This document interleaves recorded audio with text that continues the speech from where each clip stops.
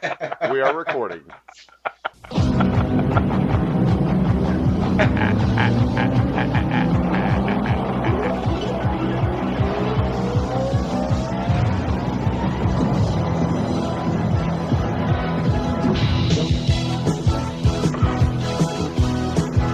Yeah, you're right, Pete. I'm going to have fun. Welcome, everybody, to Survive in Advance on the Grueling Crew Sports Network.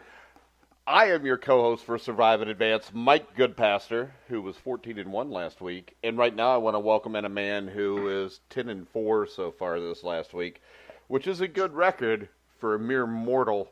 But when you're an Indiana basketball legend like Steve Risley, it just means you lost. How you doing, Steve?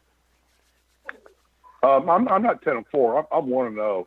That's No, all. That's all I care about. I don't care what we talk about today. All we right. have one game to talk about. All right. Next up, we are going to welcome in our resident fantasy football expert from the FF Face-Off Show and Jerry Jones's biggest supporter. Help me welcome to the show, Anthony Cervino. How you doing, Anthony? I'm doing good. Doing a hell of a lot better than Dallas is right now, and probably better than Jerry. All right. We're going to start off with Thursday night, though. Just calm down, Steve. We'll get there. I know. There's an order. Just get there. Go. Thursday night, the Los Angeles Chargers beat the Kansas City Chiefs 29-28. My question is this. Anthony, does this make the Chargers the favorite in the AFC? You know, I've been thinking a lot about that game and the state of the Chiefs versus the Chargers. And the Chargers are doing this. They're going on this run right now, dealing with injuries. And in the past, and I think I said this last week, the Chargers have always had the injuries, but they would always struggle to overcome them. And we're seeing a completely different team right now. And they're expected to get back Keenan Allen and Austin Eckler and Melvin Gordon next week. I think the Chargers could go on a nice little run here. Well, I think this. I think they're the most complete team in football right now, them and the Saints. When I look at this, when you're missing your two best running backs and you're still able to go on the road to Kansas City and win, that tells me you're legit, Steve. Yeah, it's like the Chargers are a team like you want to believe, and we all want to believe, because I agree with you, Mike. They're complete. But they just haven't ever done it before, and you've always seen them collapse at some point down the road. And are we going to see that again? I think this is a different franchise. I think I don't know what to say. I mean, right now they're the best team in the AFC. I mean, New England proved that yesterday. That they're no longer the king of the hill. But just waiting for them to just kind of fall apart, but they aren't doing it yet, are they? It's interesting. It's fun.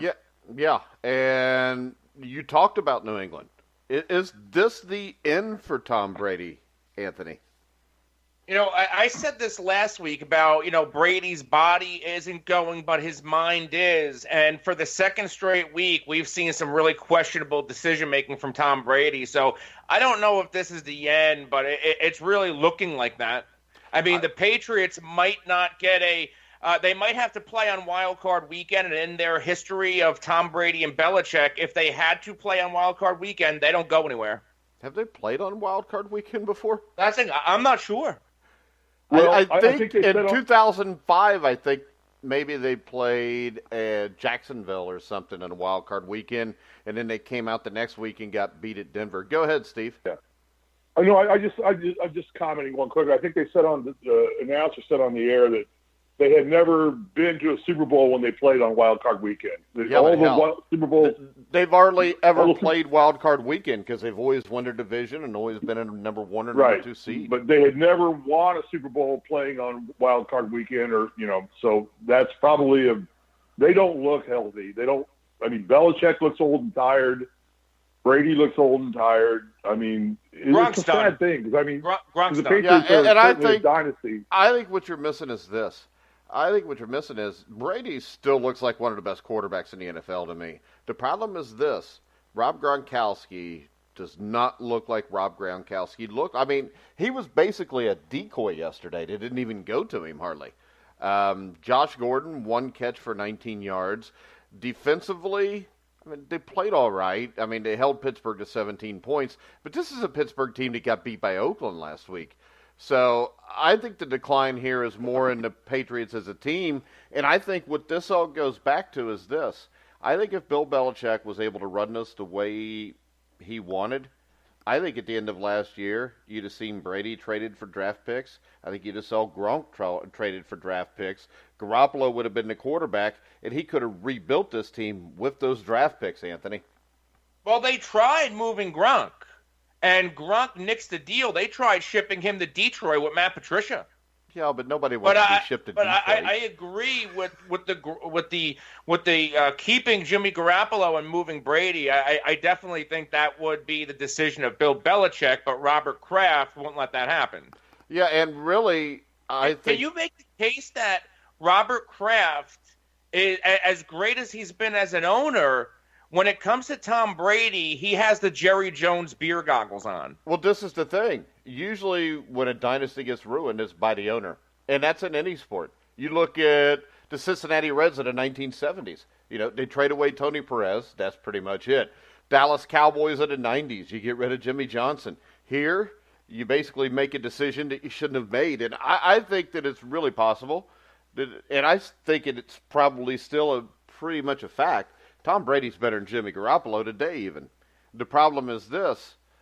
The rest of that team is falling apart around them. And if you want to keep a dynasty going, you got to have somebody. You got to be prepared for after Tom Brady, and they're not. But it's a great observation, Mike. I mean, I don't think anybody can say it any better. They didn't plan for the future. They lived in the present, and now it's going to cost them. And yeah, maybe that's like what Anthony said.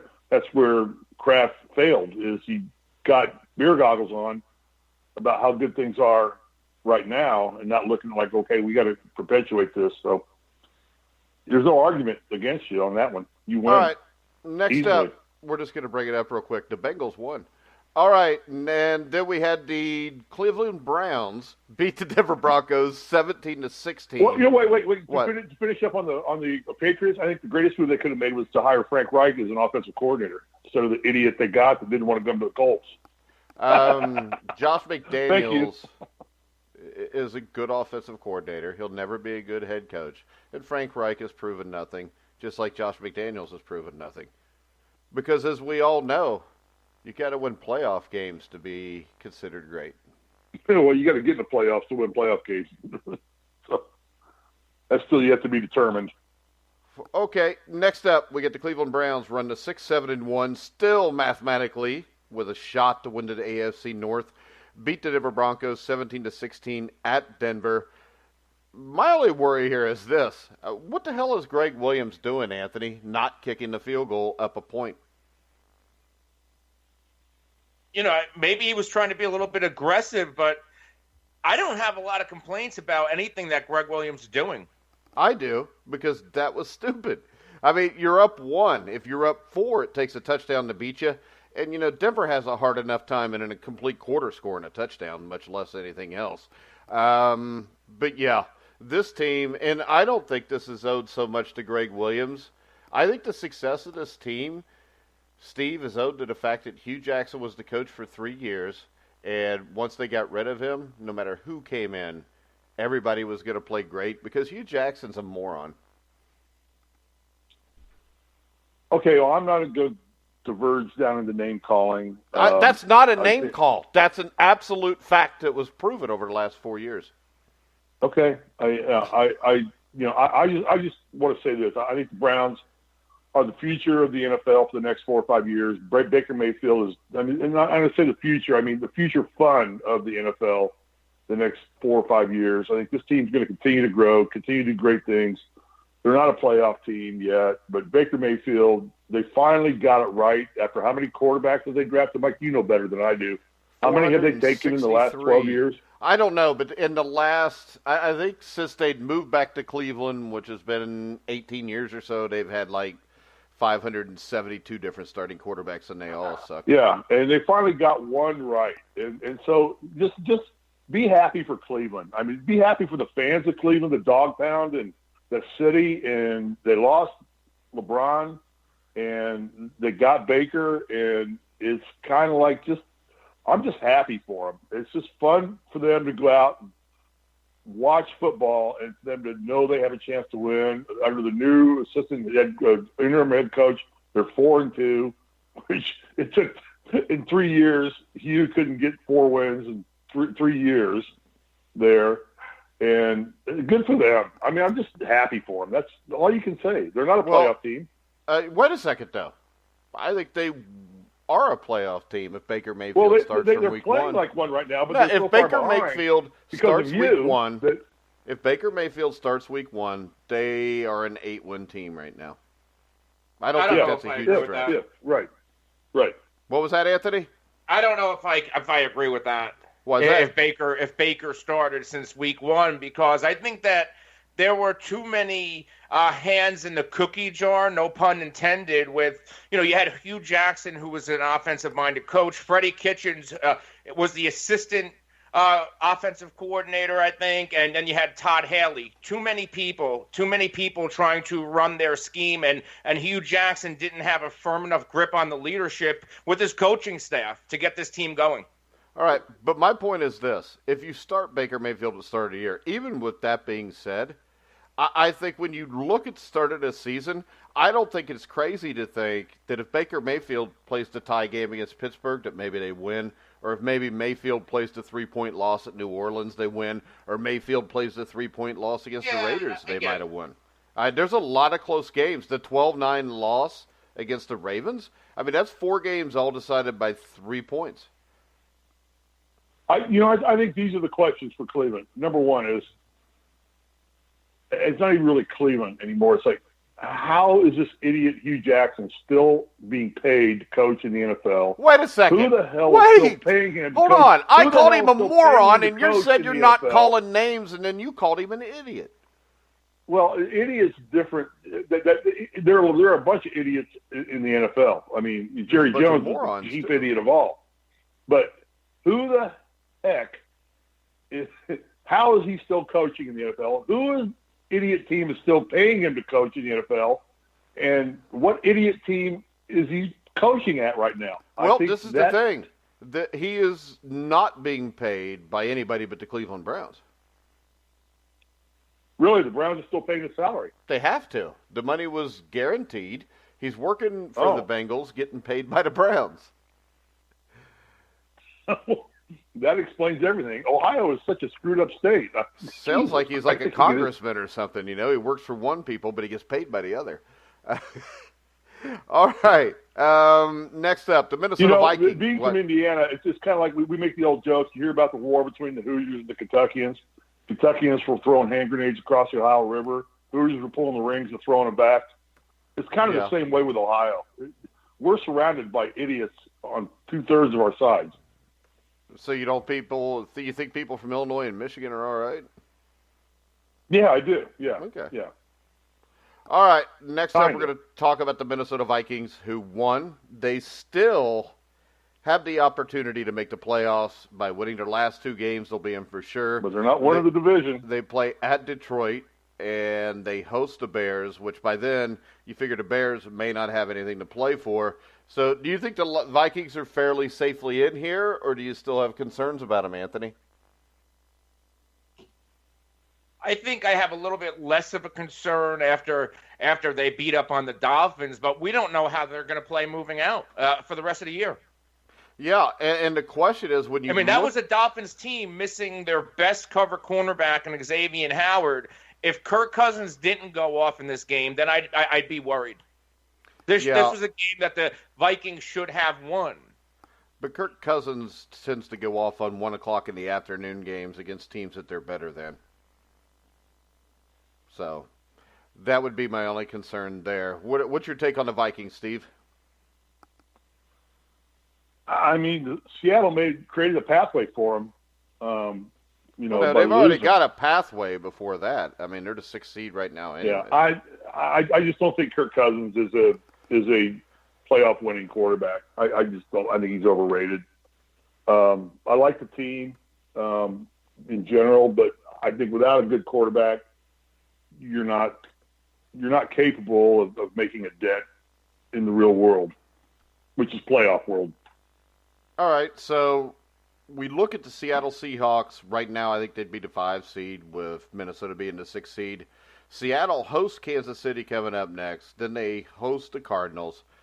Do you think, Steve, that Seattle's a team that's going to find themselves in the playoffs? Yeah, I do. I think I got to believe they underestimated the 49ers entirely. I don't, but yeah, I think they went out and they're in the playoffs. I still like Russell Wilson as a potential MVP candidate. I still think he's one of the best quarterbacks. That's just my humble opinion, but yeah, they're fine. They'll be in the playoffs. Well, I think they're going to have a hard time winning out, Anthony, because I don't know if they have the players on the field to beat Kansas City, even if it's at Seattle. It's the Seahawks. They seem to play up to their opponent. They drop the heartbreaker to the 49ers, and then they'll bounce back and play a good game. I mean, this is a very good coached team. I like Pete Carroll. Russell Wilson's a winner. So I think anything can happen. I think the key to the game is going to be Chris Carson running the ball. I think he's the unsung hero of that whole Seattle team. All right, so when you look at this, do you think that the Seahawks and the Vikings are going to be our 2 wildcard teams?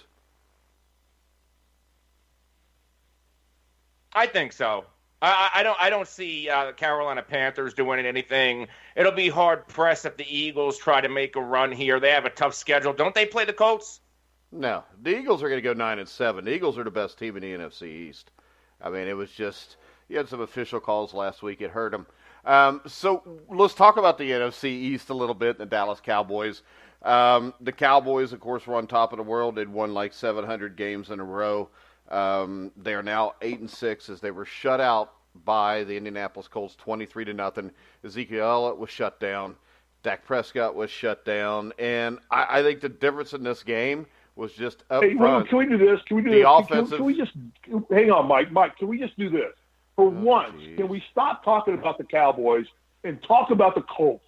Because I got sick and tired of the post-game on Fox, which every one of those idiots said, my obvious upset choice is the Cowboys over the Colts. Everybody, and after the game, all people want to talk about were the freaking Cowboys. Well, let's talk about I would say Colts. this. We're going to talk about the Cowboys first because Anthony's going to speak first, and then you can talk about the Colts. Is that fair? Yeah. Okay. Well, I'm going to go use the bathroom while he's talking about the Colts, so Cowboys. All right. So when we look at this, we're talking about both. I think the difference in this game is the Colts obviously are just a better team up front on both sides of the ball. They've got obviously a better quarterback and a better head coach, Anthony. I mean, I don't know if you can say all that. Really? So do you think Dak Prescott's better than Andrew Luck? About being a better team overall. Oh, better team overall. This isn't even close. I think are you kidding Cowboys me? Very close. The Cowboys came out flat yesterday. The Cowboys came out very flat. The Colts dominated them. They were the better team. I thought the Colts were a playoff team earlier in the year. Luck looks like Andrew Luck. Marlon Mack had a huge game. The Cowboys just didn't show up. So do you think the Cowboys' offensive line is as good as the Colts? Not right now. Do you think their defensive line is? Yeah, I'll put Dallas's defense up with the Colts. Okay, but there's a huge difference on the offensive line. For a journeyman running back? Yeah. It's a journeyman running back. Really? Seriously? Yeah. Marlon Mack. Yeah. Not a journeyman running back? Yeah, Marlon Mack is not exactly a Ezekiel Elliott household name.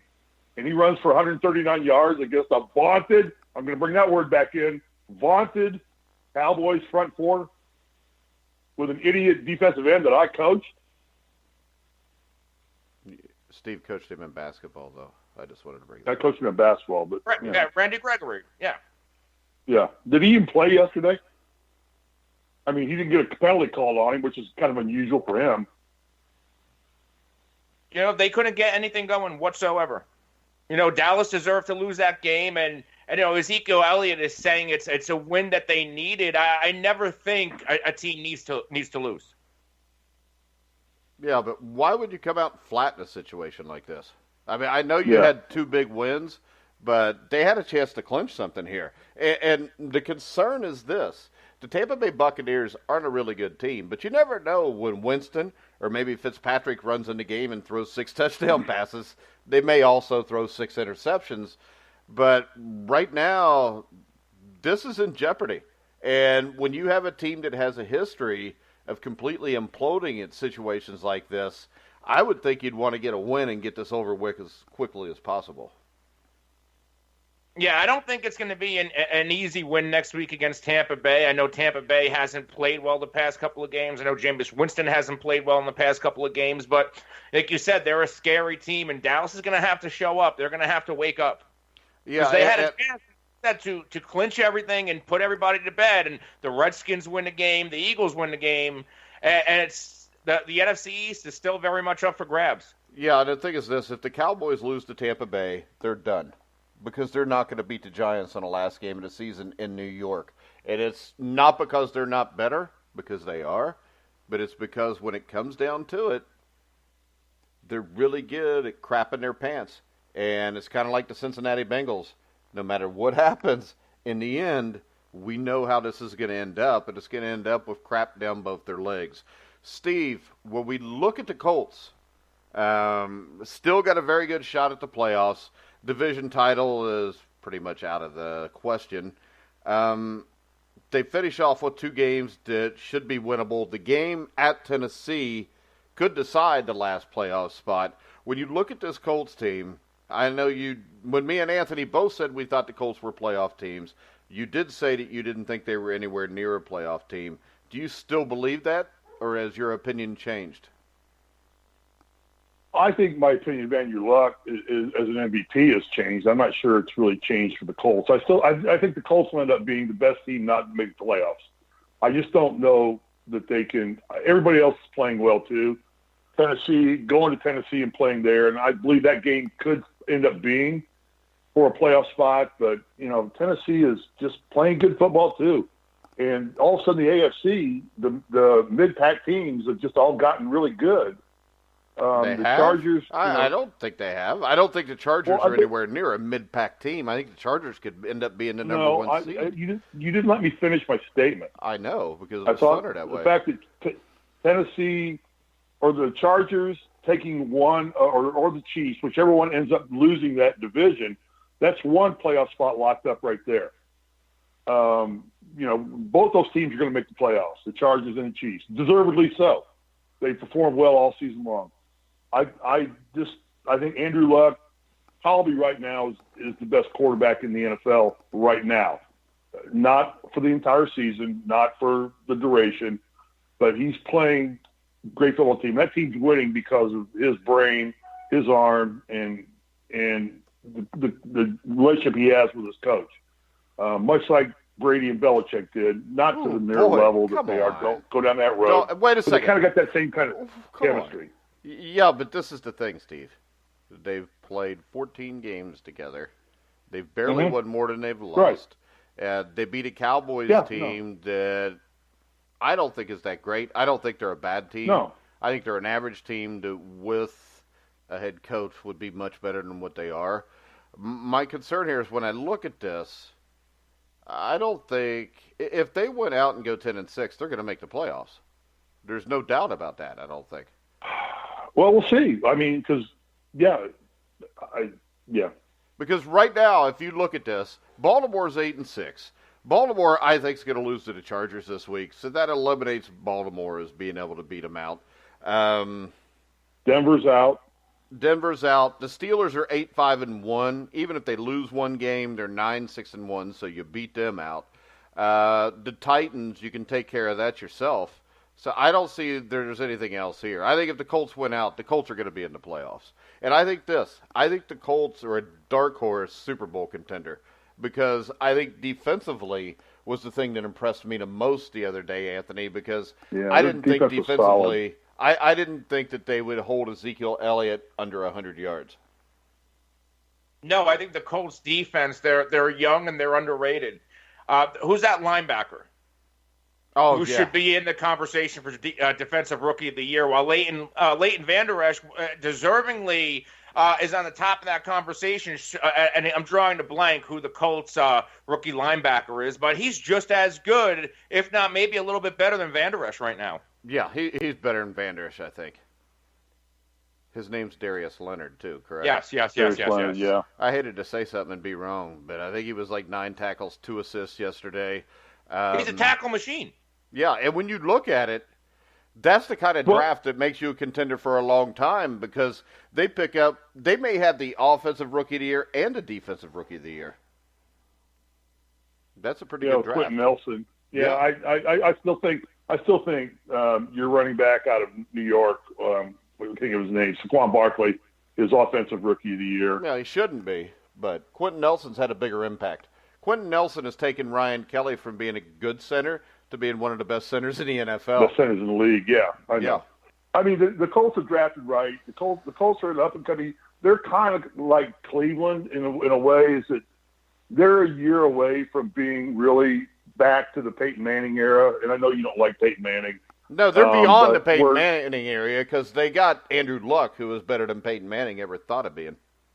Okay, well, I'm not going to debate that with you, but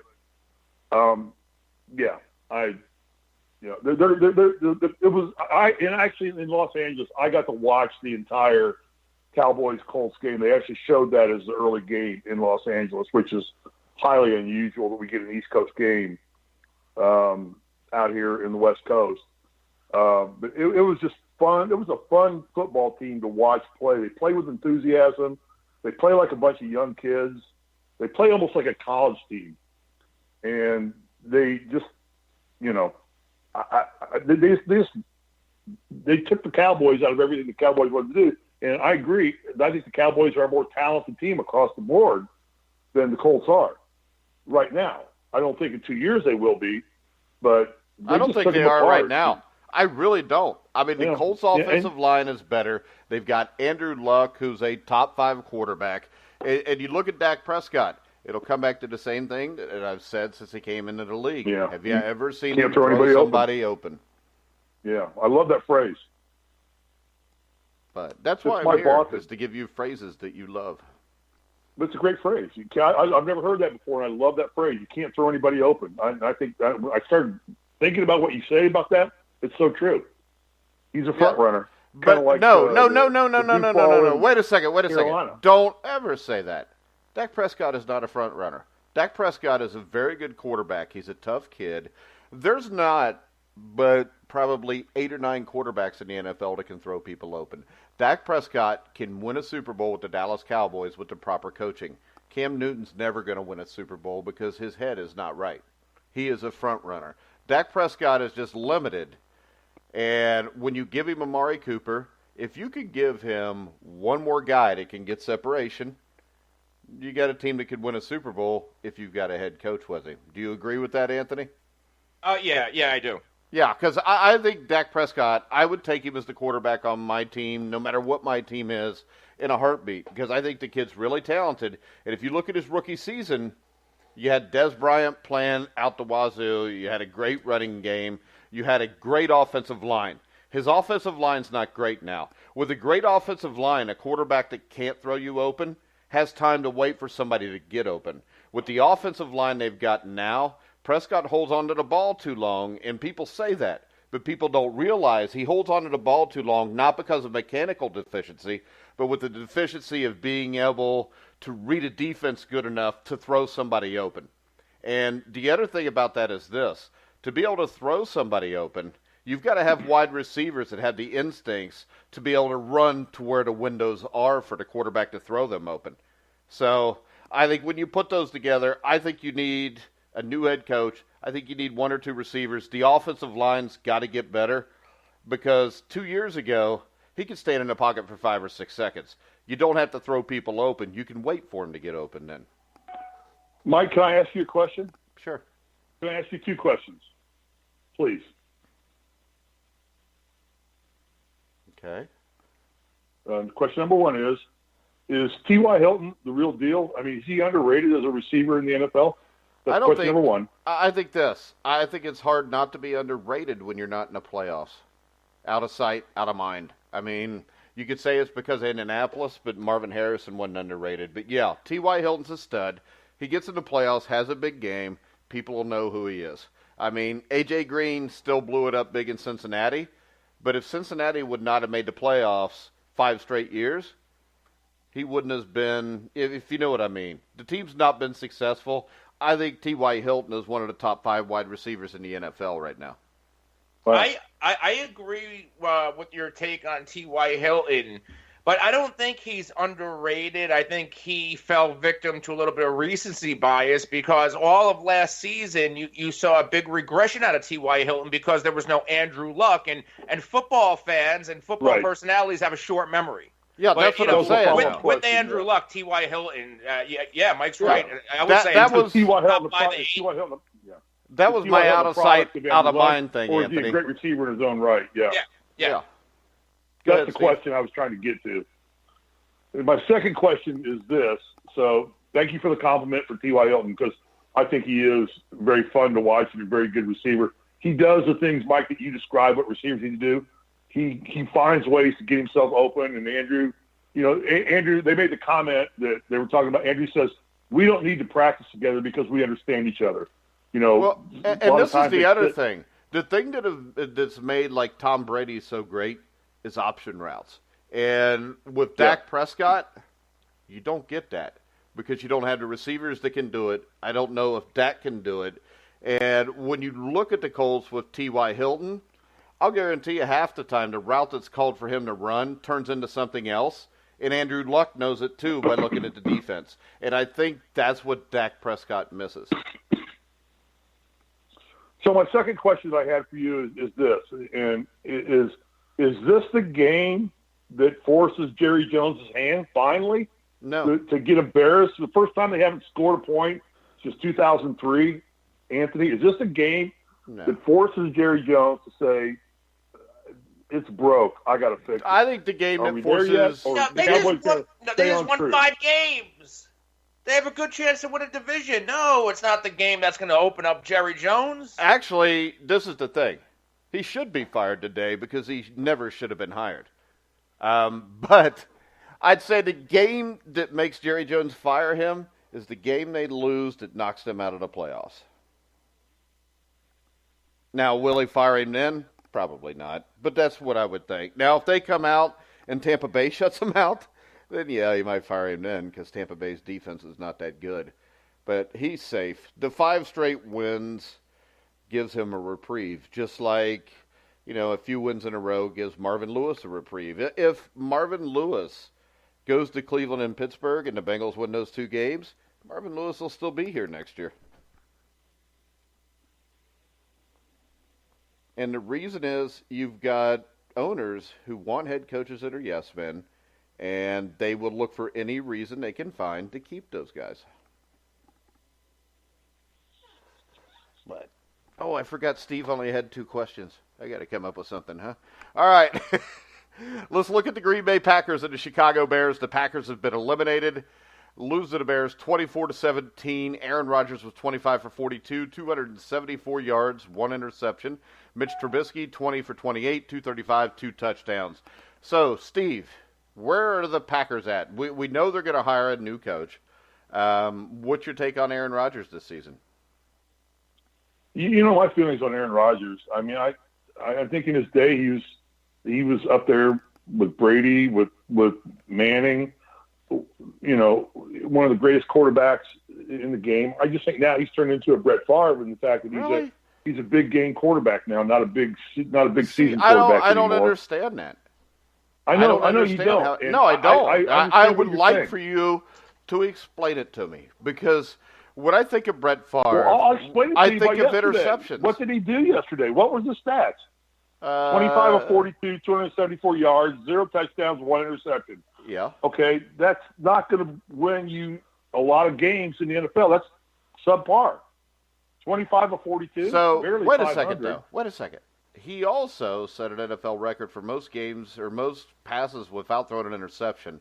For this year, where you say that he's Brett Favre-like, he has thrown 23 touchdown passes and 2 interceptions. His quarterback rating and almost is a metaphor for at the end of Brett Favre's career. Like I said, we measured Brett Favre in the Monday Night Football games where his dad had passed away, or he broke his thumb or broke his finger. Was playing in these games where they were monumental moments, not monumental seasons. I think his monumental seasons are gone. Okay, I think the monumental moments. Wait a second, Steve. 23 touchdowns and 2 interceptions. If Dak Prescott had those numbers, the Dallas Cowboys would be 12-2 right now. But Dak Prescott is not Aaron Rodgers. That's like saying if I put a bigger engine in a Volkswagen, it would outrun a Ferrari. It's not. You look at the body of work of what that person is known for. Dak Prescott is not anywhere near the legend of Aaron Rodgers. And I'm all right, the legend of Aaron Rodgers. Wait a second. Aaron Rodgers is having the same season he always has. I'm done talking.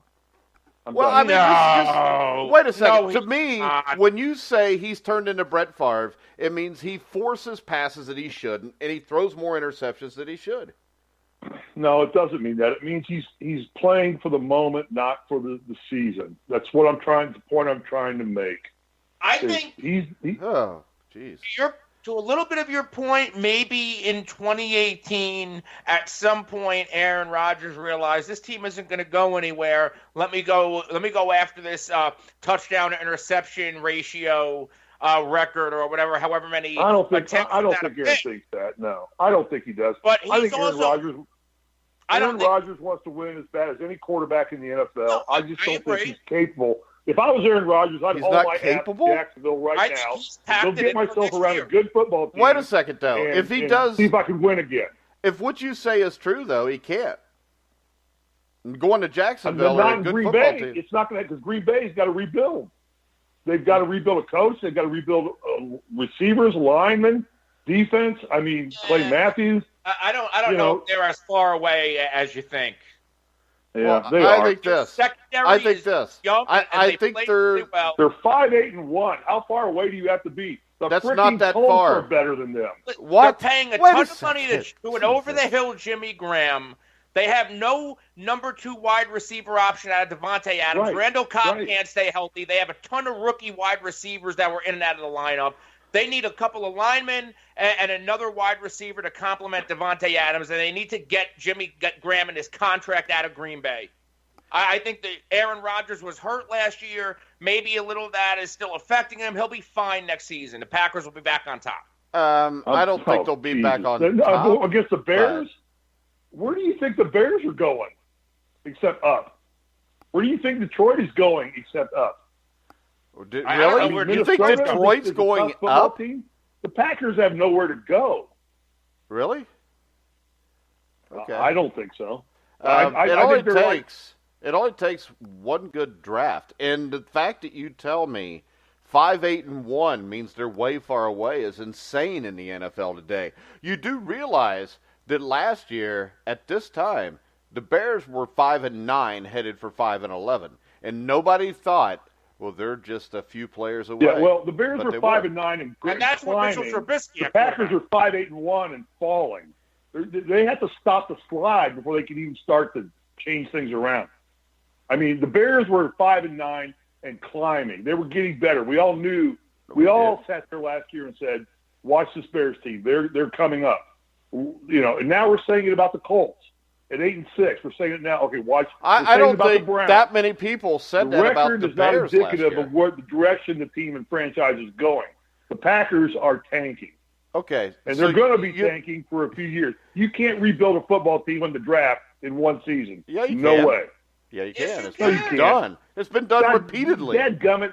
The Giants got Saquon Barkley, and best running back in the league, according to you, and they can't do crap with him. Because they don't have an offensive line. Because instead of drafting, because they wait a second, it doesn't take years. How long have the Colts tried to build an offensive line? Well, this is the thing. The Colts tried for 2 years and they rebuilt it.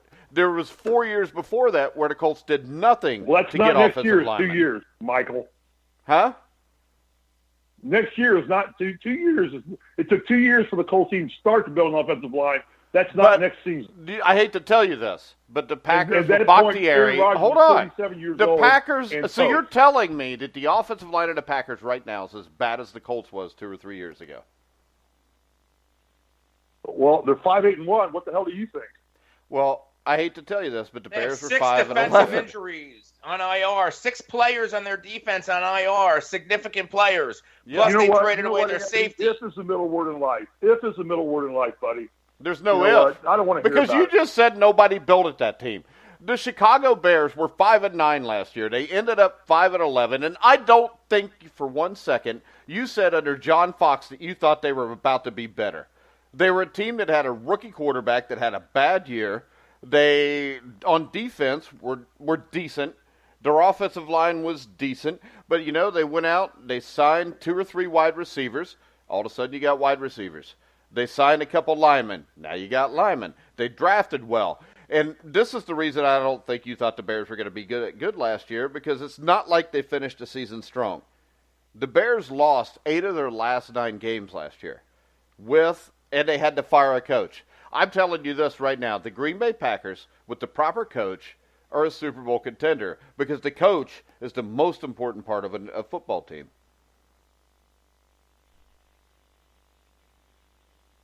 All right. Well, whatever. Yeah. Well, I could make this claim. The New England Patriots... I admit I live in La La Land. I admit I live in L.A. I'm in La La Land. I get it. I don't think you do. Oh, okay. Well, all I know is this. You know how many teams have changed everything in a year? I'd say, what do you think, Anthony? Every year there's an average of 6 different teams in the NFL playoffs from the year before.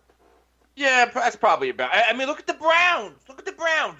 Perfect example. They're not in the playoffs either, fellas. They're not out of it.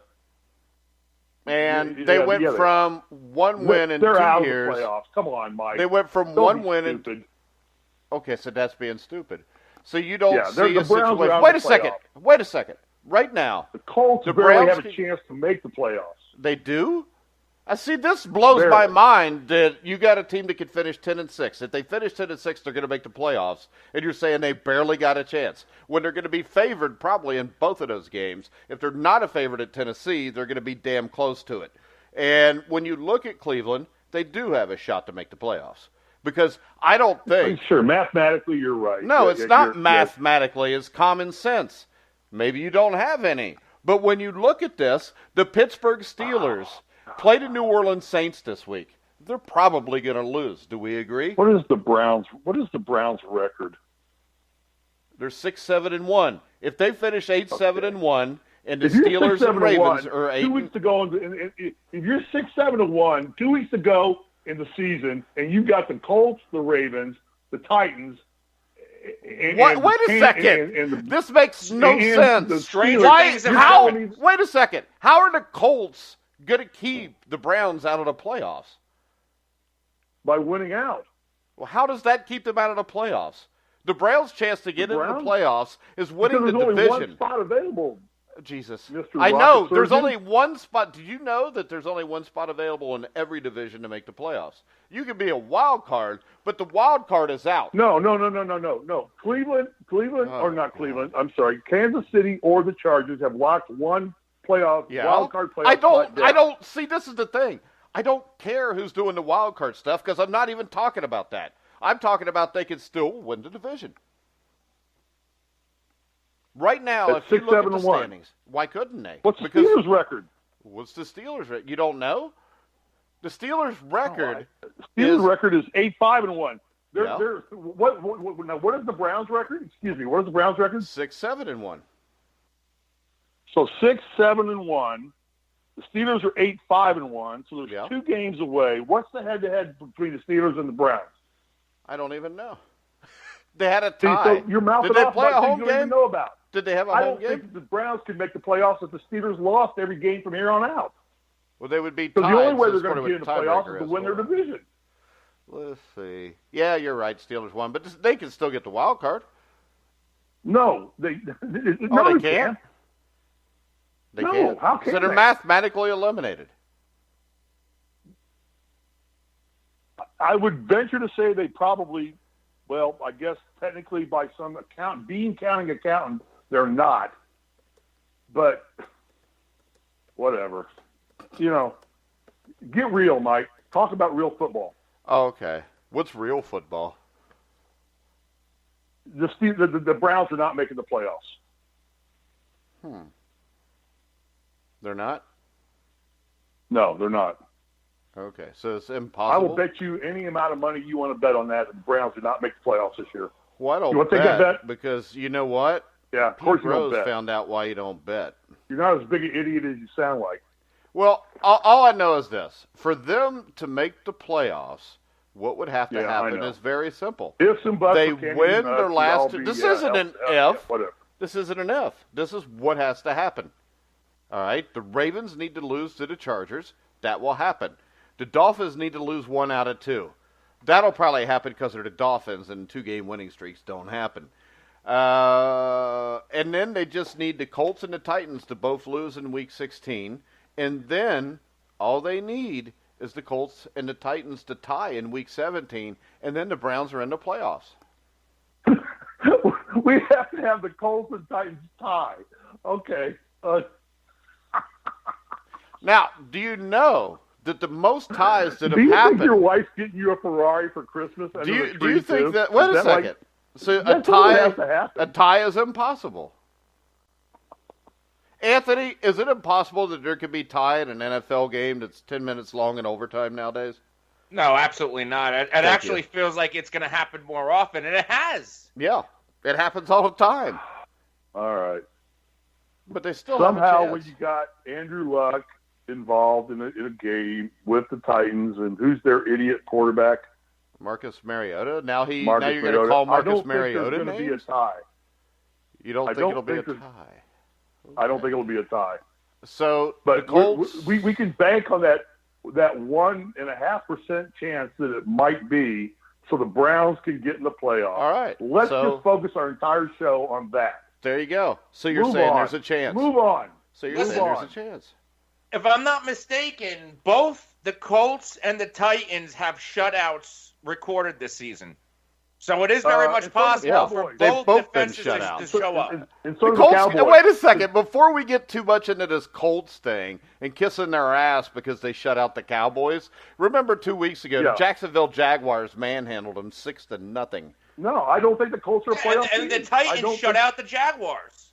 I don't think the Colts are a playoff team. Then why do you brag when your team wins? Because it was obviously I'm not a bragging. fluke. I'm just ragging on the fact that they beat the All Cowboys right, next 23-0. That's all. The Philadelphia Next Eagles, week I won't care. The Philadelphia Eagles win 30-23 over the LA Rams. Have the Rams been exposed, Steve? Yeah, I think the Rams are exposed. Yes, I do. Anthony? Yeah, I absolutely do, and I think it started last week. Yeah. You know when I think it started? I think it started when Cooper Kupp got hurt. That's a good point. Because But they have no depth. They have this one. I But the said last thing week. is They this. have no They depth. have no depth. Great Todd point. Gurley goes down. They have no running back left. Malcolm Brown's he's done for the rest of the regular season. yeah, Cooper Kupp goes down. Josh Reynolds isn't getting the job done. But this is the thing. With Cooper Kupp going down, it changes what they can do offensively. And these last couple teams have finally figured it out. You just keep everything in front of you. They don't have slots that can get it done. Jared Goff is not a very good quarterback. I don't think anybody's ever heard me say he was good. I think this. I think Jared Goff and Carson Wentz are both well below Nick Foles. And I said this at the start of the year where we did our show with the top 10 quarterbacks, Steve, where you put Wentz in there and Foles both in there. And I said, this is stupid not to go with Foles. Foles won them the Super Bowl last year. It wasn't like he came in week 15 and then they won some games. I mean, he had a great season. And he had a great season a few years ago under Chip Kelly and, got him to the playoffs. And I think this is asinine. I think that the Eagles have cost themselves this season and a chance to defend this for going with Carson Wentz. I think Carson Wentz, when you look at his history in college, he missed, I think it was his junior or senior year, almost all of it with an injury. Last year, he was injured. This year, he's injured. To your point, Carson Wentz had a ribs injury in his rookie season in the preseason. So he's always hurt. Yeah. And Nick Foles gets the job done. I don't think Carson Wentz would have won this game last night, Anthony. You know what? You read my mind. I agree. I think Nick Foles, I don't want to say dumbs down the offense, but it seems like the Eagles run more of and play better when they run with multiple tight ends in their formation, more so than putting the extra wide receiver, which makes the Golden Tate trade even more irrelevant. It makes it more irrelevant, but it also gives them the possibility to come out and split out into 3 wide receivers and have people that can do something. You got Zach Ertz, you got Golden Tate, you got Alshon Jeffrey. I'm telling you this, with Nick Foles, it would not surprise me if the Eagles, if they were to get into the playoffs, it wouldn't surprise me if they won a game or 2 again. Because I think this is a good football team. I think you're still missing the running back and Jay Ajayi that you had last year. But when you look at this Rams team, Steve, Aaron Donald plays great. But the problem is now people are starting to neutralize him by double and triple teaming him. And you got guys in Dominic Sue who do nothing, who are making a ton of money. And I think in the end, the thing that's killing this team is Dominic Sue has never been what he should have been. He's still not what he should be. They made the trade for what? Beasley or whatever his name is. Dante Fowler. Fowler. Yeah, they got Dante Fowler. These two do nothing. And if I've only got to block one defensive lineman, if you look last night, Wendell Smallwood runs for 50 yards, Sproles for 30, Adams for 30. They run for over 100 yards. They throw for almost 300 yards. I think the Rams have significant problems on defense. And when I look at it, when you make them play assignment football, I don't think they've got the guys that are disciplined enough to do that. I think that McVay was overrated last year as a coach. I think he's overrated this year. He's 32 years old. He runs around like he knows everything. That's a disadvantage, too, his age. And he doesn't have the experience. Yeah, and the thing we got now, Steve, is people have figured him out. The Bears figured him out last week. My concern from this is this. From last Sunday night to last Sunday night, or you know what I mean, from week to week, he made no adjustment. And in the NFL, we've seen a lot of coaches, quarterbacks. The Bears' 46 defense back in the mid-'80s was untouchable until it got figured out. Now, can Sean McVay make the adjustment right now to get this team back on track? And I don't think he can, Steve. I don't think he can either. And I think the one thing you did was expose one more idiot involved in all this, and that's me, for thinking that Wentz and Goff were good quarterbacks at the beginning of the year. I accept that. Yeah. I'll make this statement. Since it's beat up on Anthony Day, I think the Rams are one and done. Hey, I think they'll get beat. Since it's beat up on Anthony Day, I will give him this. I would take Dak Prescott over Carson Wentz and Jared Goff. Oh, yeah, definitely. And I can prove that. You can look at the article I wrote in 2016, coming out of the draft. I had Prescott as the number 1 quarterback. And he proved it right away that he was. And he's had more success than either one of these guys has had since. They've won some games.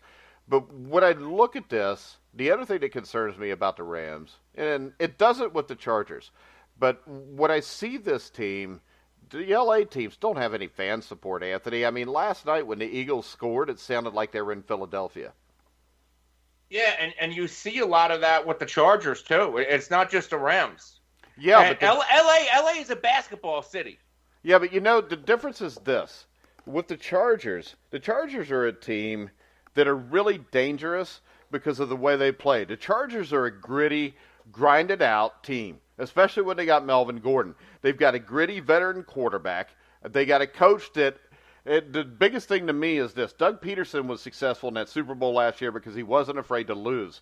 And I think we saw with Coach Lynn and the Chargers, he's not afraid to lose. They went into Kansas City missing their 2 best running backs, and they gutted out a win. I don't think that we would ever see that with the Rams. And people could say Todd Gurley got hurt. That's why they lost. But, the Chargers were missing their 2 best running backs and one in Kansas City. Well, that's the depth. That's the depth, and that's the coaching, because Anthony Lynn was a running backs coach before he was a head coach. Yeah. The team's coached well. Yeah, and you know this, Steve. a team takes on the identity of the coach. And when I see McVay, he looks like a guy that's the flash and dash. He's like Sam Weiss.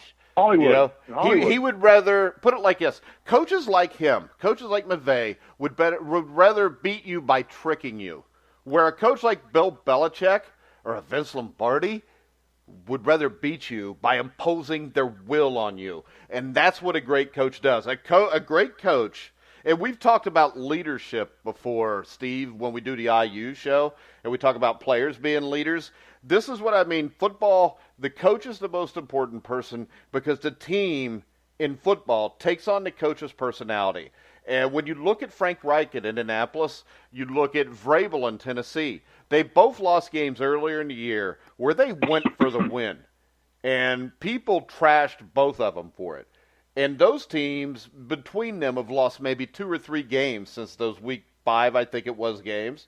And I think that as a coach, McVay does not impose his will. Last night, the Eagles, who are coached by Doug Peterson, who's very good at getting his team to impose their will, beat the Rams because they imposed their will on them and they wanted to win the game more.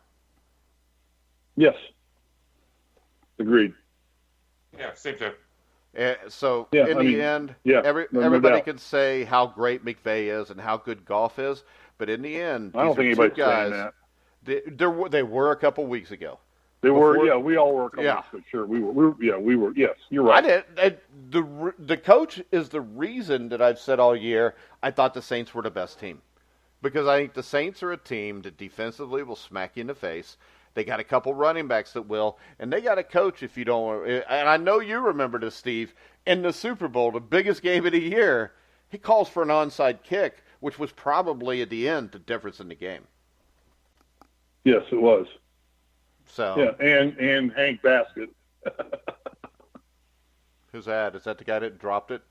That's a guy. Yeah, that's the idiot that married the Playboy model, Kendra Wilkinson. That she divorced 4 years after he, became unfamous again, and fumbled the damn thing and cost the Colts a Super Bowl chance.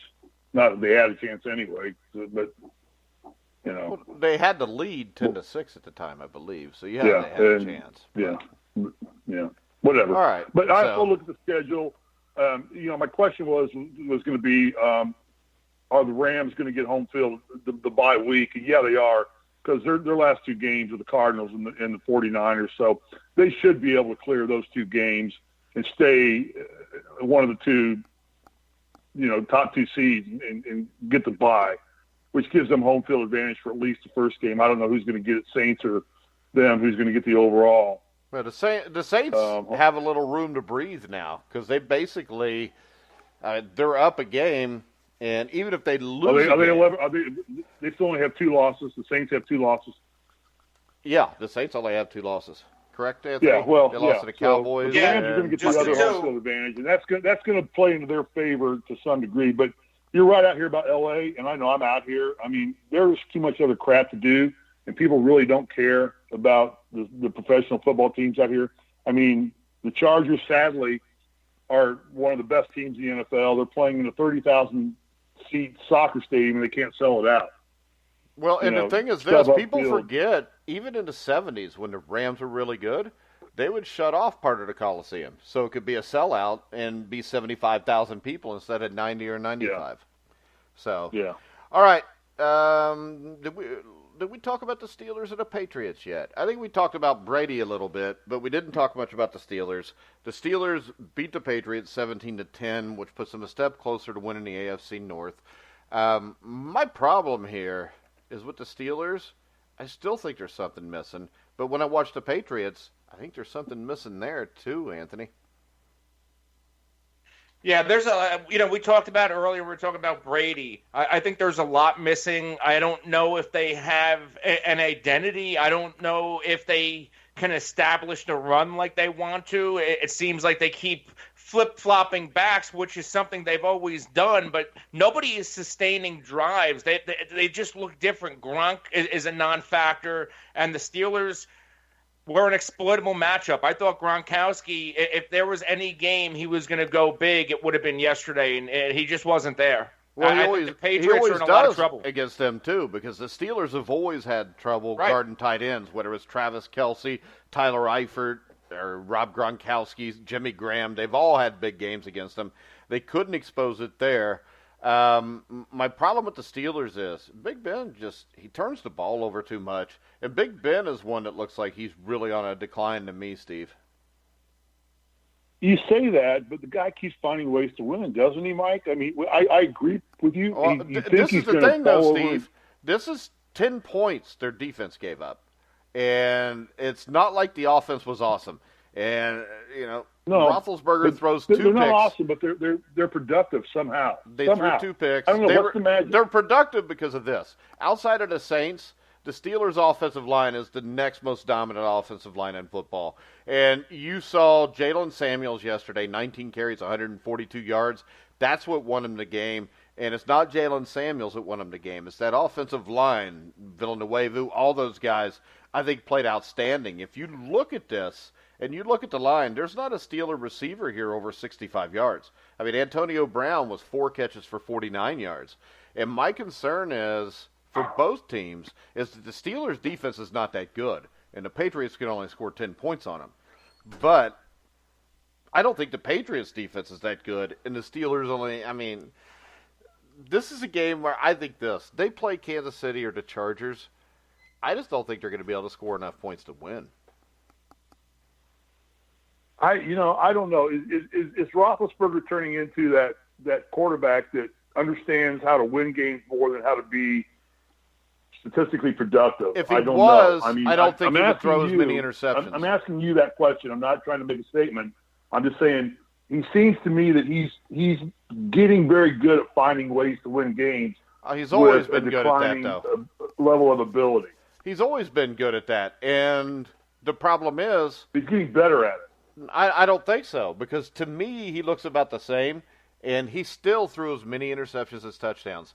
And if you play a team with Phillip Rivers quarterbacking it, and we saw this a few weeks ago when they blew a huge lead because Rivers just outplayed him. I don't know if Big Ben can make the plays to get this team back to a Super Bowl again, Anthony. Yeah, I don't trust anything about the Steelers. And maybe if they get James Conner back and they continue to run the ball well. But, Ben, if he's not banged up, then he's throwing a key interception in a big spot. So, especially if they have to play on the road, I think they're in trouble. Yeah, and I fully... Anthony, can I ask you a question? Yes. Let me ask you, and I respect your opinion, but right now in the playoffs, if you were a team, would you rather play the Chiefs or the Pittsburgh Steelers? I mean, who would you be more fearful of going into and having to go play in a playoff game where it's one and done? The At Chiefs home? or the Steelers? Where's the game? What does it matter? You got to play the same personnel. I don't care where the game is. You pick where the game's played. I mean, the Chiefs lose at home as well as anybody does. I think I'd be more worried if it faced Kansas City. Me too. Really? Okay. All right. That's fine. All right. Well, but this is the thing, stand Steve. by that. That's good. People forget this, but the last Super Bowl the Steelers was in was almost a decade ago. And it's not like they've had great playoff success the last 7 or 8 years. I'm just saying, who would you be more afraid of going to play? I'm going to say who's going to win Super I'd Bowl. be more afraid of Kansas City because of this. You got Tyreek Hill. You got Travis Kelce. With Pittsburgh, you've got wide receivers that are fast. You've got a decent tight end. But I think that Patrick Mahomes scares me more, just the unknown of what would happen in a playoff game with him. With Ben Roethlisberger, you got to remember, Pittsburgh last year lost at home and gave up 45 points and 400 yards passing to Blake Bortles. Yeah, I think statistically you're right. I just say I think Roethlisberger has more ways to win than Mahomes does. Mahomes wins, and we've seen Mahomes make more mistakes in the last 3 or 4 games we saw him make in the first 10 games. But he still makes less than Big Ben. I mean, Big Ben every game. Yeah, but Big Ben keeps. Yeah, I don't have a leg to stand on here. I'm just telling you, I don't. They scare me. The Pittsburgh scares me. they're just a team of history, of legacy, of tradition. And I know that's all past. It's not reflected on this team. But Roethlisberger is a veteran quarterback who finds ways to get crap Let me done. ask you this, Steve. If New England was playing Pittsburgh in the playoffs next week, no matter where it's at, you're going to pick New England to win that game, correct? What's the question again? I'm sorry. If Pittsburgh's playing New England, I was thinking this right now. If I had a chance to go play on one or two basketball teams, one coached by Archie Miller and one coached by Bob Knight, I'm going to the Bob Knight team. Because Knight will find a way to beat you. I don't know what that has to do with the Pittsburgh-New England analogy. It's the same thing. Roethlisberger will find a way to beat you. I don't think Mahomes can do that. We don't know. Yeah, we don't know. Right. But I know Knight. I think this. Mahomes is the guy you should be comparing to Brett Favre. And I'm not convinced Mahomes is that good. Mahomes but I think this. I think this. Andy Reid, I think, is a better coach than Mike Tomlin. And I don't know, because I really wouldn't be afraid to play either team if I'm the Chargers. Because the Chargers have went there and beat both of them. So in the end, was probably what we should talk about. Next up, the Tennessee Titans kept their chances to go to the playoffs alive with a 17-0 win at the New York Giants. Marcus Mariota threw for a big-time 88 yards. But Derrick Henry, once again, 33 carries, 170 yards. And I believe our Ezekiel Elliott, Saquon Barkley argument on who's better was shut down this week on both sides, as Barkley was shut down and held well under 100 yards also, Anthony. This Titan team's up and down. When you look at it, are the Titans a playoff team? Do you think the Titans are a better team than the Colts? Do I? Yeah. No, I'm going to give the edge to Andrew Luck and the Colts just because of Andrew Luck. Yeah, I do too. The Titans, they win ugly, which is okay because a win's a win. It's will they continue to do the things that they've been doing the past couple of weeks to pull out these wins, which is feature Derrick Henry. I think the Titans will go as far as Derrick Henry will take them. And all Marcus Mariota has to do is make a big play here and there and not to turn the ball over. If all that can happen, I think the Colts have a shot, but I don't trust Marcus Mariota to do his part. And I don't trust the Titans to keep giving the ball to Derrick Henry the way they are. Yeah, I think the Colts are definitely the better team. The thing that would worry me, though, in a Colts-Titans matchup, Steve, is I think Vrabel is a guy that the team takes on his persona. And the toughness of that team would worry me in a one-game situation. Yeah, it's not a game I relish. I mean, being a Colts fan, I don't like going to Tennessee for the last game of the year to know that we've got to win that game. Everything everybody has said. Mariota is just such a wild card into which one's going to show up. They've got a great coach. They're playing at home, and the people down in Tennessee, Nashville, they're rabid. They're not like L.A. They get behind their team, and it's a tough environment to go to. And I hope if the Colts have a chance to make the playoffs, they've got it sealed up prior to going to that game. Because while it will be a fun game to watch, we probably won't get to watch out here in L.A. But I'm not sure I would bet on the Colts to be able to go down there and do that. I think I would still bet on them just because of the Andrew Luck thing. Yeah, you want to. You definitely want to. But I don't know. There's still a lot of unprovenness with Reich and with the Colts. And, they've got young running back. They've got one good receiver, one good tight end, and they've got a great quarterback. Defense is still young and still capable of making mistakes. Tennessee, I just think, is just so well coached. And Mariota is, when he's on, he's on. The question is, like Anthony said, how often does he get on? That's the $10 question with him. So I don't want to face that. I'd rather wish we were playing the Rams than playing Tennessee if that's the game to get into the playoffs. All right.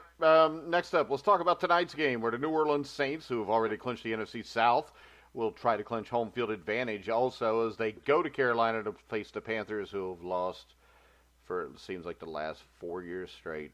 I think the key to this game, when you look at this, Anthony, has to be the Carolina offense has been Christian McCaffrey.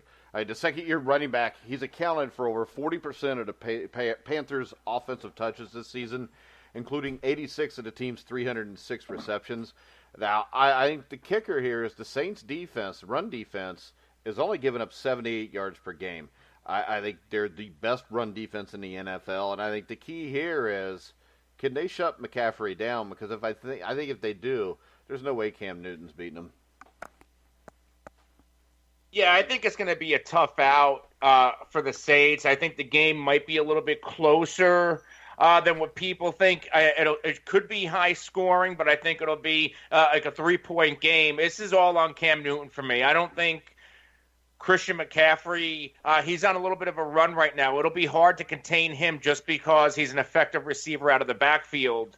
And that's where the Saints' run defense can struggle a little bit. They're strong on the ground, but they can be beaten by pass-catching running backs. But I just don't trust Cam Newton. All right, Steve, what is the key in this game? I think the key is if Cam Newton leaves practice today in his pickup truck and flips it in the parking lot again and gets injured enough that he doesn't play, then I think Carolina has a chance. That is really mean and harsh. Yeah, I know, but it's the NFL. It's a mean sport. All right, I think the Saints win this game. I think it'll be close most of the way. I think the difference is going to be Saints wide receiver Michael Thomas versus Panthers defensive back Dante Jackson. I think the Saints win. Where's the game at? It's in Carolina. Who you like, Steve? Okay. No, I like the Saints. I mean, I just don't think that's a classy football team with a classy quarterback, a classy coach. I don't think they're going to pull a Tony Dungy and be 13-0 and lay down to save players. I think they want home field advantage for their fans, for their own personal reasons. I think they come out full throttle, and I think it's a walk away for New Orleans. You agree, Anthony? Yeah, I do. I think the Saints should take this. All right. Any final words, Steve? No, just, I enjoyed 60 minutes of football yesterday. I had the time of my life, Anthony. Thank you very much for letting me get to see an entire football game. Let me enjoy it. Funnest 60 minutes of NFL football I've seen all year. I'm happy you enjoyed it, Steve.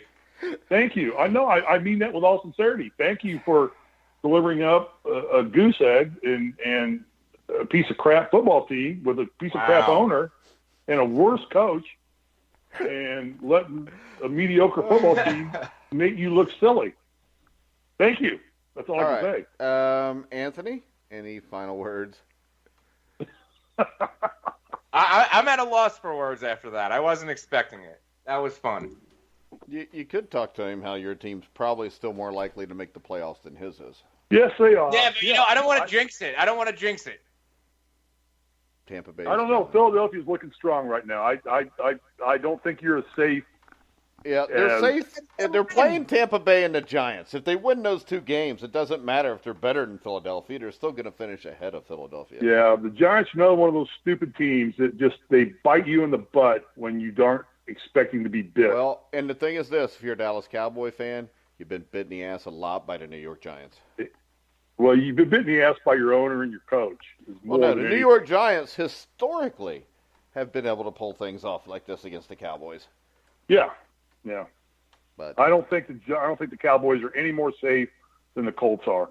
A little bit more, but not they're significant. Definitely safer because the Eagles still have a tough game or two in there too. So we'll see what happens. Yeah. It's the NFL, and every week, come on, who would have thought that the 49ers would have beat the Seahawks? But it happened. I know, really.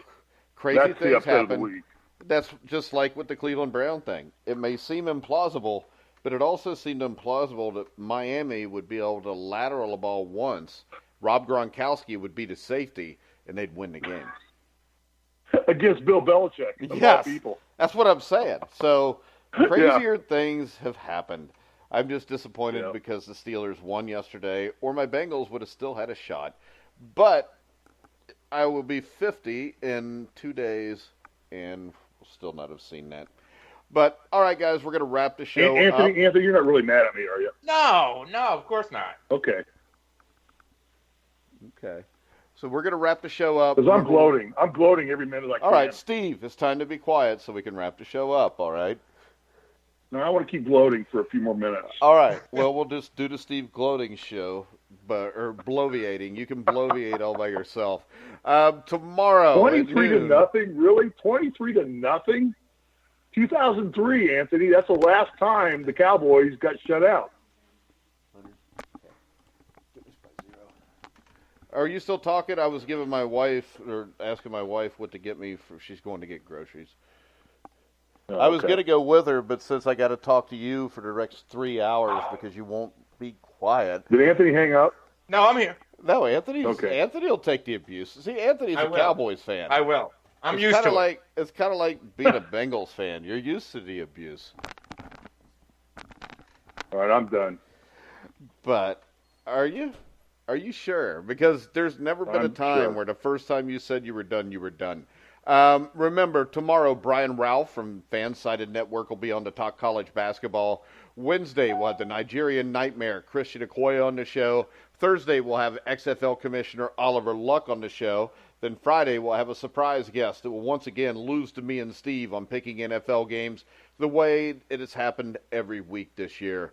Nobody has beaten us yet, and probably nobody ever will. If you want to come on with one of our guest, pickers and pick against me and Steve, if you can beat us, Steve will give you a signed Steve Risley picture. How's that sound, Steve? Whatever you want, Mike. It's your show. Yeah, so Steve Risley will, and we're going to do this. If you beat Steve, it's not even if you beat me. If you come on the show and you tweet out to us that you want to be on the show and pick against Steve, if you beat Steve, Steve's wife will take a picture of him in a pair of Speedos on the beach. Steve will sign it and then send it to you. Whatever you want, Mike. It's your show. Does it sound good to you, Anthony? Is that a good prize? It is. It is, isn't it? All right. So there you go. So, Anthony, you might want to tweet this out, and maybe we'll bring you on. And if you beat Steve, we'll get a picture of him in a Speedo.